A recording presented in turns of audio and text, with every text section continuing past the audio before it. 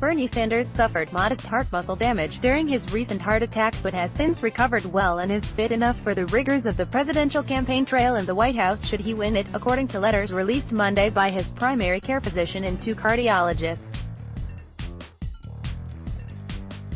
The 78-year-old Vermont senator is the oldest candidate in the 2020 presidential race and had vowed to release detailed medical records by the end of the year. His campaign did so the day before New Year's Eve, and the letters provide the most detail it has given to date, showing that Sanders received prompt treatment to reopen his clogged artery with stents following his heart attack, which occurred while he campaigned in Las Vegas on October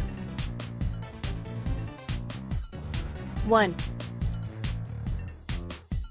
After a first heart attack, standard questions include the likelihood of another and whether the heart's muscle was damaged badly enough to trigger later heart failure.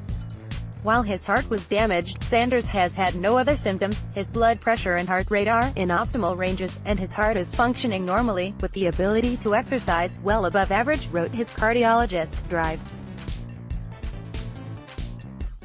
Martin Lewinter, of the University of Vermont Medical Center. The key test to show that was a treadmill exercise test in which doctors watch for signs of trouble during strong exertion.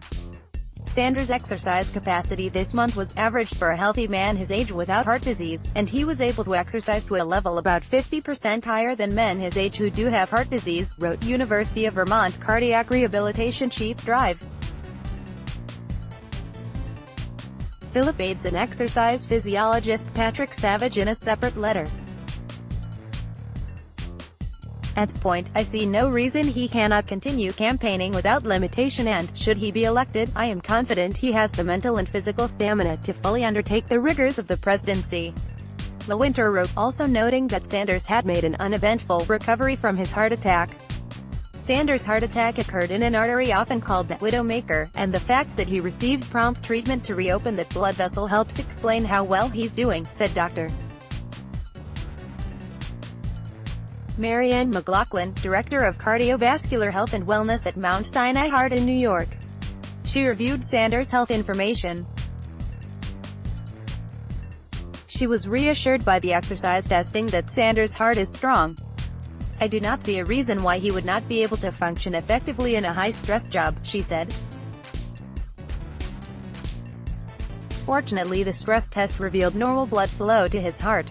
The stents that propped open his artery do carry a risk of blood clots, so it's important that he stay on his blood-thinning medication long-term, McLaughlin noted. Sanders is taking additional medications that are routine after a heart attack, including a blood pressure medicine that also can improve function after damage to heart muscle, she noted. He also uses a statin to keep his cholesterol in check and another medication for an unrelated condition, low thyroid levels. A letter from Brian Monahan, the congressional attending physician in Washington, noted that Sanders was initially taking additional medications after his heart attack but that those were stopped based on your progress.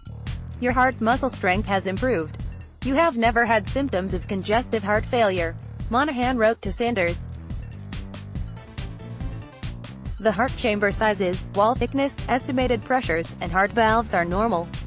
He added, you are in good health currently and you have been engaging vigorously in the rigors of your campaign, travel, and other scheduled activities without any limitation. Sanders spent several days post-heart attack recuperating in his Vermont home. He's said previously that he had felt symptoms for weeks that he should have paid more attention to, including being especially fatigued after long campaign days, having trouble sleeping and sometimes feeling a little unsteady at the podium while speaking at events. The senator's staff initially said stents were inserted for a blocked artery, revealing only 2 days after he was first hospitalized that he had suffered a heart attack. Sanders has bristled at the notion that his campaign was less than forthcoming about his condition, saying that it released as much information as it could, as fast as possible, and that the full details only came later. Sanders is the latest in a string of Democrats 70 and older to release their medical records as age continues to be a factor in the race. Former Vice President Joe Biden, 77, had promised to release his medical records before the Iowa caucuses on Feb. 3. A doctor's report issued earlier this month said Biden is in overall good shape and keeps his cholesterol at healthy levels with the use of a statin medication. He's also had a persistent irregular heartbeat. Earlier this month, 70-year-old Elizabeth Warren released a note from her doctor saying that she is in excellent health and that her only major medical concern is an underactive thyroid gland, which the Massachusetts senator easily treats with medication, the only kind she takes.